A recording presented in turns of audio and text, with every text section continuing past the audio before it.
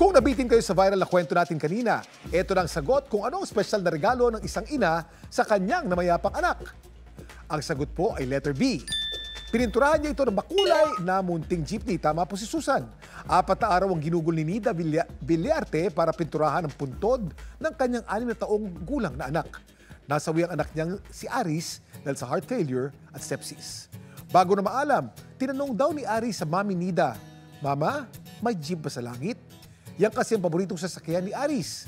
Ang nakakantig na kwentong yan may libo-libo ng views sa YouTube channel ng GMA Integrated News.